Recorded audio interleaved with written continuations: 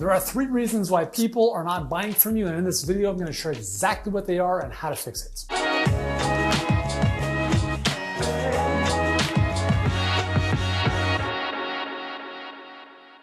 Hey guys, what's going on? Yuri, Elkaim here, CEO and founder of Healthpreneur. We help health professionals and coaches get more clients and scale their businesses online without the grind. And if you are one of those people, then you might be experiencing enrollment calls where you're just getting a lot of no's, right? You've got this amazing coaching program, but you're finding a lot of resistance. People are saying, I want to think about it, or no, I can't afford it, it's too expensive, or whatever excuse that they come up with. And the reality is that when you understand that there's really one core objective in most scenarios, then you can better address it. So what I want to share with you here are the 3 big reasons why that people are not buying from you. And these are the things that they're not telling you. So it's important to understand them because then you can understand what's happening, okay? So let's dive right in. So the first reason why people are not buying from you is very simple. They don't trust you. Now, if you have a brick and mortar practice, when someone walks in the door, they're 80% sold. That's selling in person is very easy because you have that in-person bond. Online, very different story. If you're on the phone or on Zoom, there's a tremendous amount of trust that has to be bridged. So let me put it this way. If I had a black box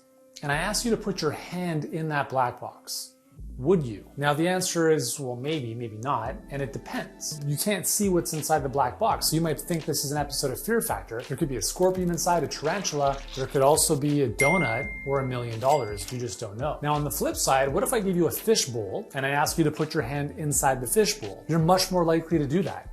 Why is that? Well, it's because in the black box scenario, you have no clarity about what's inside. And it's very similar with your prospects who you're speaking with. They have no clarity about what they're gonna get on the inside. However, in the fishbowl scenario, anyone, regardless of the trust they have built with you, is gonna be willing to put their hand inside because they can see what's on the other side. Now, if we were very good friends or family members and I asked you to put your hand in the black box, would you? And the answer is much more likely to be yes. Why? Because you trust me. It's that simple. So when you are speaking with prospects, the biggest reason they're not going to move forward with you is that they simply do not trust you. So the goal in business, and I've said this before, is to be in business as long as humanly possible. And the reason for that is because the longer you are in business, the more people see your stuff. The more people see your stuff, the more they're going to know, like, and trust you. And he or she who builds the most amount of safety with the prospect before the sale will win the business. Your prospects need to feel safe in doing business with you. Safety is another word for trust. When people don't trust you, they don't feel safe with you. And so the goal with all marketing is to build safety in your marketplace so that your community, your prospects feel that working with you is the safest option compared to anyone else. And how do we do that? So I've often said that the better you market, the less you have to sell. What I mean by that is the better you market, the less you have to sell. What does good marketing look like? Well, number 1, it is specific to a single target market. You are the specialist who solves a very specific problem and helping those specific people achieve a very specific outcome. You have to beat that drum 1,000,000 times. Over and over and over again. You will get sick of your marketing before your marketplace does, but it's very important. You have to do that over and over and over again. So how do we do that? Well, you can have a perfect client pipeline like we help our clients build out, and therefore that helps to amplify your message to more people who you want to serve. Most of that is on autopilot because we run paid ads, so you don't have to be grinding away on social media all day long, yet people see your stuff all over the place. In fact, I was actually at a track event a couple days ago, and one of the ushers who was just helping cars into their parking lots were like, I know you. He's like, I've seen your stuff online, and he doesn't follow me on Instagram. The reason he sees my stuff online is because we run paid ads in front of people, right? So obscurity will kill your business. The more visible you are, the more people will know, like, and trust you, the safer they're going to feel in doing business with you, and that's going to make the selling of your thing a whole lot easier, okay? So that's the first way, the first issue being people don't trust you and how we can overcome that, okay? Now, when we eventually do get people on the phone, there's a second reason that they're not going to do business with you. And the second reason is that they actually don't truly want what it is that they say they want. So I think a lot of people are full of shit, and I would be one of them. And I'll give you a very specific example. I've set goals in my life, and I'm sure you have as well, that I have not achieved. And when I'm really honest with myself, the reason I didn't achieve them is because I really didn't want them. It was a 7 out of 10 instead of a 10 out of 10. And if it's not a 10 out of 10, it's never gonna happen, because the amount of commitment and energy required for someone to get out of their current situation and do something different is astronomical, at least in our minds. And the reason that I say this is because when someone says, maybe later, I'll think about it, too expensive. What they're really telling you is that the perceived pain of change, i.e. working with you. That could be lifestyle habits they have to change. It could be the cost. It could be anything else they're doing different than what they're currently doing now. That perceived pain of change is greater than their current situation, the current pain of their situation. And unless they're coming in very aware of how bad their situation is, they're not gonna go out of their comfort zone to wanna change it. And so your goal in your marketing and in your enrollment conversation is to have a very honest conversation with your prospect to say, hey, like, why are we speaking now? How much does this have to change for you? And if it doesn't, what happens? What does this cost you if you stay where you're at right now, right? And if they're not aware of that, well, hopefully you're good at asking questions that can help bring that to surface. But there's only so much you can do, because you can bring a horse to water, you can't force it to drink. So if you're getting people on the phone with you who are somewhat motivated to change, but not fully hell-bent committed, there's not much you can do, to be honest. So what does that mean? What do you have to do differently? Well, here's the thing, is your marketing.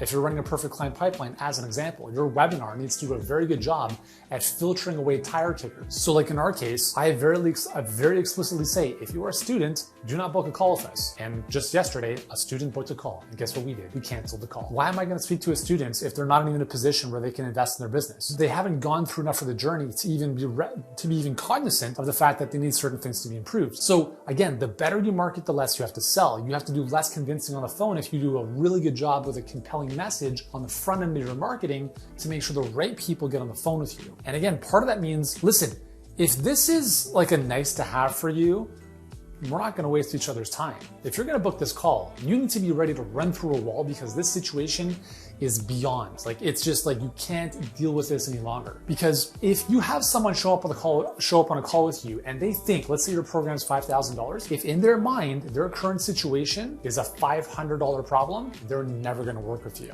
And your goal is to show them how a $500 problem is a $500,000 problem, and you can do that with good marketing and the right questions without manipulating people, right? It's just about helping them see the truth of their scenario. So that's the second reason why people just don't really want what it is they say they want, okay? So if you can just have an honest conversation about that, you can stop wasting time and hopefully move people out of their bullshit into the bigger future they say they want. The third reason why people do not work with you or say no to working with you is because they don't see the value in doing so. This is a big one, okay? I need you to understand that as a health expert, what you are charging is still underpriced. I don't care what you're charging, $50, $5,000, $10,000, you have to recognize that it is still underpriced. For what you're able to do for someone's health, transform their life, are you kidding me?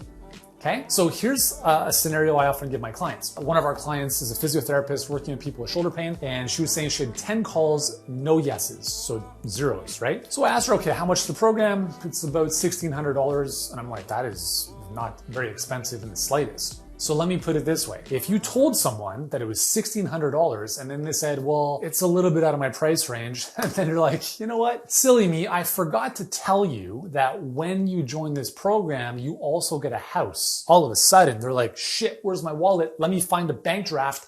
I will make that happen. Why?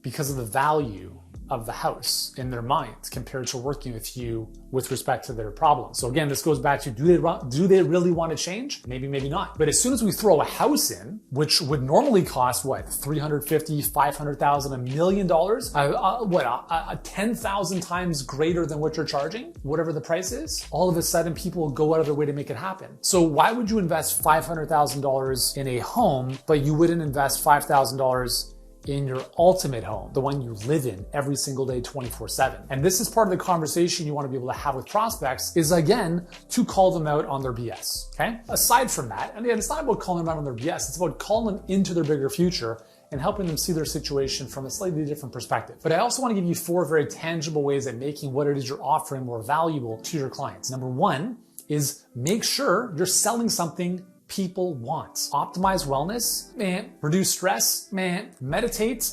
man. You have to solve what we call a profitable problem. This is something that people have to solve now. And we have a very specific process for how we teach our clients to do this. But essentially, I've talked about this in the past. You have to choose something that is high persistence and highly severe. Migraine headaches instead of tension headaches. Very big difference. okay? You have to solve something, a problem that people want solved yesterday. Second, they need to believe that you can deliver. And this goes back into the first thing we talked about, they don't trust you. So how probable is it that they will achieve an outcome with your help? That's the ultimate objection. The real objection in every sales call is, I don't believe this will work for me. When you understand that, I need to think about it, talk to my spouse, too expensive, all of that is bullshit. Because if they knew with 100% certainty that your solution would help them, if they truly believed that you could help them and they really believed that transformation was essential for them, they would find a way no matter what to come up with the money, just like they would if you offer them a house as an extension of your $3,000 or $5,000 coaching program, right? It kind of sounds absurd, but that's kind of how it works. So they have to really believe in what it is you're offering. And where does that come to? Well, that comes down to having social proof and conviction. If you don't have social proof, you have to make up what you lack in social proof with internal conviction. Everyone started at zero. I started with 0 clients, but I had conviction. I knew without a shadow of a doubt, even when my program wasn't as good as it is now. And even in the future, our program will be better than it is now. But every step along the way, I knew with the right person that if they did not work with us, they were fucking crazy.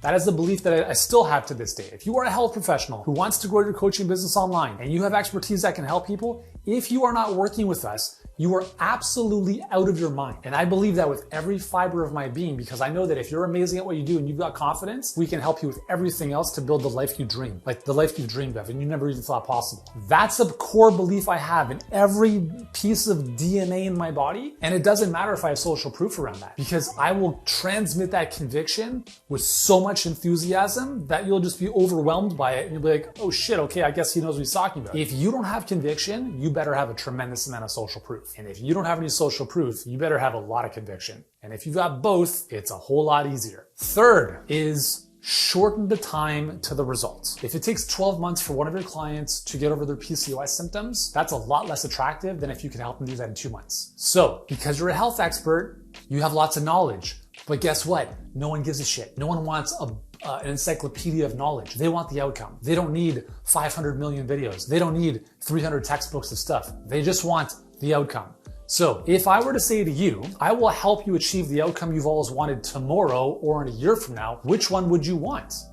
Obviously tomorrow. But we think that if it's just tomorrow, we should charge less because it's shorter. No, because it's shorter, you should charge more because it's more valuable. So do what you have to do on the delivery side to either reduce the promise or whatever the promise needs to be to attract people in, make sure you can deliver on that in the least amount of time possible. And the fourth way to increase the perceived value in your program is reduce perceived effort and frustration. Now, this is important. In a coaching relationship, there's no magic pills. They have to do the work. They have to go through the journey. There's no and ifs or buts around that. So how do you make that seem less effort than something else? Well, you compare that to what they're currently doing and what the alternatives are. So we tell our prospective clients straight up, working with us is not easy. It's going to be hard, but guess what? It's going to be hard no matter what. If you want to build something great, you got to go through the shit. You're going to have to go through the ups and downs and the roller coaster of running a business. The difference is that we're going to be with you every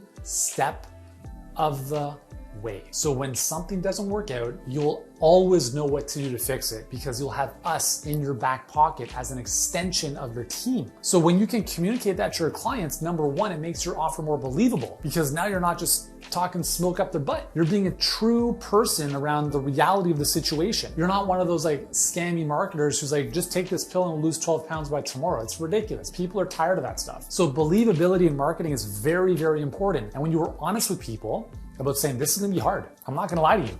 You have to work out. You have to eat differently. You have to sleep differently. But guess what? You said you want to change. You need to change because what you've been doing until now has gotten you where you are and you're not happy with that. So if you keep doing that, you're going to stay exactly where you are. Do you want that? I didn't think so. So shall we get started? So that's what it's about. It's about, with the respect to effort and frustration, or the effort, I guess, is relating that to the frustration of what they're currently doing or the alternative, which is going to be a nightmare in comparison to working with you. Cool? So those are the 3 big reasons why people are saying no to working with you. They don't trust you. They don't truly want the transformation they say they want, or they don't see the value in what it is you're offering. If you fix those 3 things, you're gonna turn a lot more of those no's into yeses. If you've liked this, you know what to do. Hit the thumbs up, enjoy, subscribe, watch more of our videos, and I hope you have an amazing day. Thanks so much.